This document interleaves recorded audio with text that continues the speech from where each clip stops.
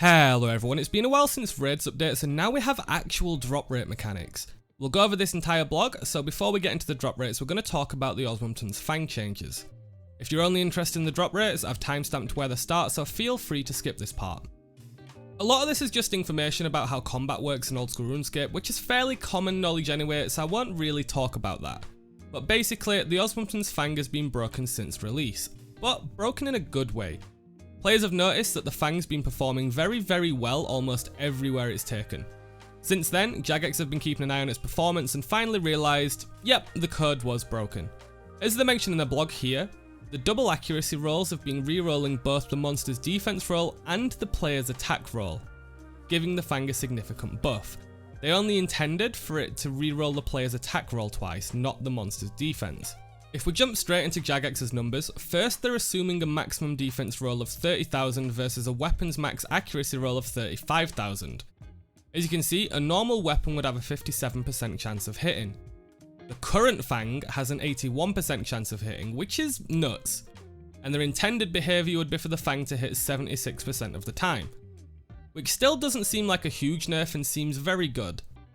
However, if we take a look at the calculation below, which uses a weapon accuracy roll of 35,000 versus a defense roll of 60,000, a much higher defense than the accuracy of the weapon, we can see where the coding error led to the Fang being a little bit too strong. As you can see, a normal weapon with no reroll would have a 29% chance to hit.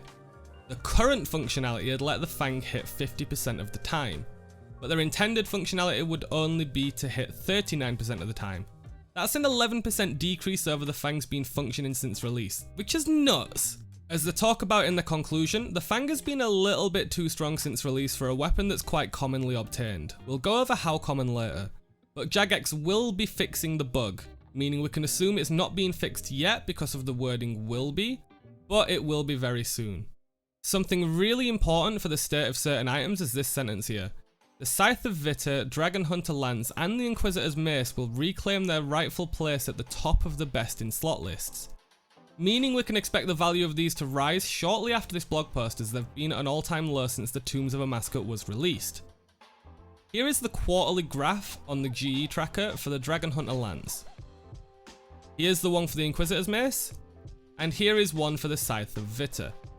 As you can see, all of these dip around the end of August and have stayed that low since. That's, coincidentally, when Tombs of Amascut was released, so hopefully this brings them back into the spotlight. So yes, in conclusion, Fang is still good and it will be best in slot at some places specifically. But now it's more balanced and fair alongside the other best in slot weapons. Now on to the juicy stuff, the drop rates reveal. Now this can get pretty complicated, so bear with me. I will do a quick TLDR conclusion as I'm going through this, so don't worry too much. As many suspected, Tombs of Amascut has a point system, much like the Chambers of Xeric, but this combat system's hidden. And with the reveal of this blog, your points can now be calculated. Throughout the Tombs of Amascut, the game keeps track of your total points, as well as the player's points for the current room. When a room is completed, the room points are added onto the total points and the room points are set to 0. Jagex have done really well at dumbing this down as much as possible, so let's take a quick look at how points actually function. Firstly, everyone starts the raid with 5,000 total points. In a room, points are awarded per damage dealt to every NPC in the raid. 1 damage equates to 1 room point, however there are some exceptions to this. As you can see on this list, the Warden's Cause on P2 offers 0 points, which makes sense given the insane health and hits.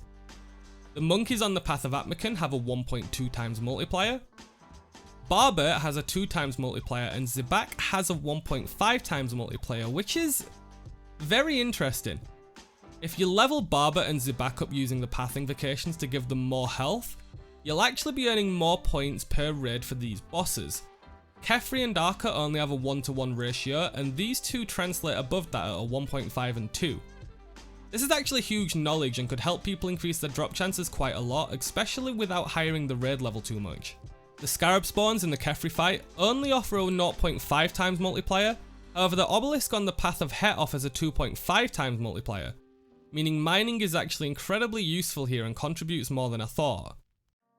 Now the final 3 are all Wardens related. The Obelisk in P1 has a 1.5 times multiplier, the Wardens in P2 have a 2 times multiplier, and the Wardens during P3 have a 2.5 times multiplier. I glossed over that pretty quick, but it should be easy to understand as outlined in the blog post. Basically, if anything's above the 1 times multiplier, the higher hit points it has, the better it is for you to get loot. Now it's worth noting you cannot gain more than 20,000 room points for any single room. This can't happen, but for example, if Barber had 11,000 hit points and you deal 11,000 damage to it, you should get 22,000 points at the ×2 multiplier, but this will cap off at 20,000 points. It also turns out room-based MVPs exist, not raid level, room level. If you're in a team and deal the most damage to the boss in the room, you get an MVP bonus of 300 points multiplied by the size of the group. In a 4-man group, this is 1200 points, but more notably in a solo, this means you get free points just for completing the rooms in the raid, at 300 points per room, because you're always going to be the MVP in a solo. We also finally get some notes on the impact of deaths. Deaths subtract 20% of your total points, and your points cannot fall below 1,000. If you have 5,000 points and die, you're going to have 4,000 left. If you've got 1,000 points and die, then you still have 1,000. On this note, you also can't go above 64,000 points for the entire raid. Finally, it's worth noting that although you cannot fall below 1,000 points total, you must finish the raid with at least 1,500 points or you'll end up with some dung. Now, that's a lot to unpack for sure, but thankfully Jagex have left us with a really nice example. Let's assume you're raiding in a party of 4 and currently doing a Barber whose HP is 400. It's the first boss, so everyone in your party's got 5,000 points, the amount you start with, and for this example we're assuming that the Path of Atmacon does not exist. You, as an individual, deal 250 damage, then you die. Your team then go on to complete the room.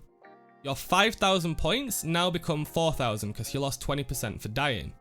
But then, because your team finished the room, you get 500 back for dealing 250 damage, and Barber having a 2 times multiplier.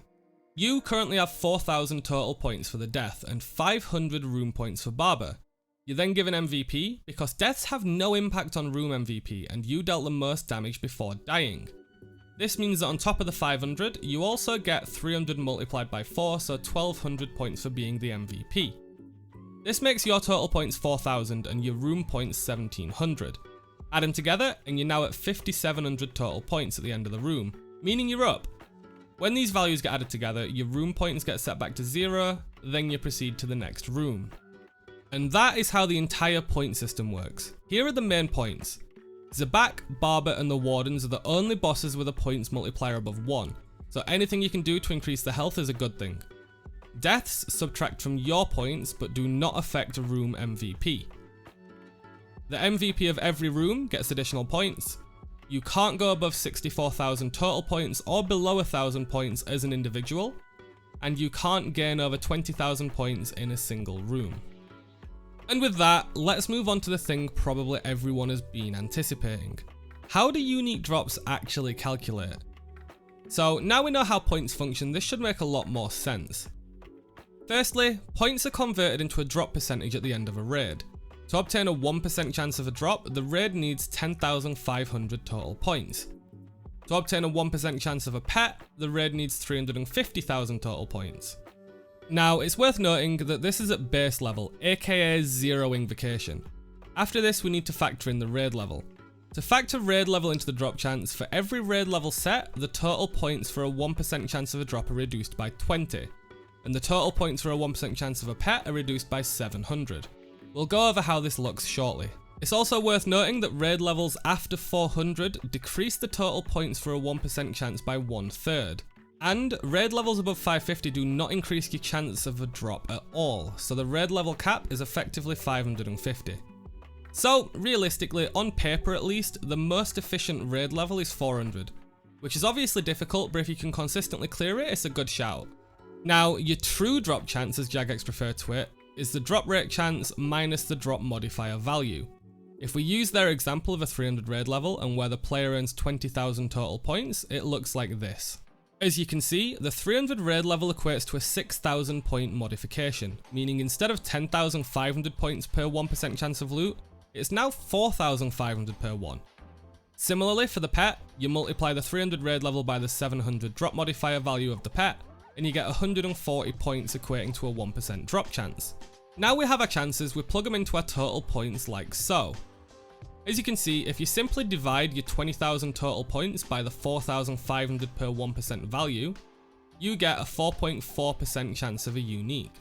And the pet value is here too, which comes out to 1 in 700 in this example. Not bad at all.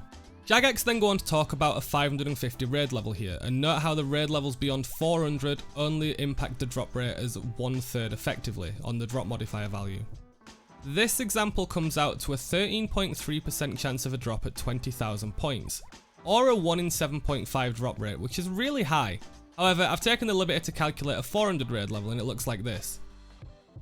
If you plug the 2,500 points per 1% chance of unique value into a 20,000 point raid, like Jagex did, you get this. For a unique, you've got an 8% chance, or a 1 in 12.5. This actually ends up being a whole 5 raids difference between 400 and 550, and a 10 raids difference between 300 and 400. With how difficult 550 is though, I reckon sending 400s is going to be your best bet, unless you can consistently complete 550. However, as Jagex have always said, the highest raid level you can consistently complete will more than likely be your best chance at purples.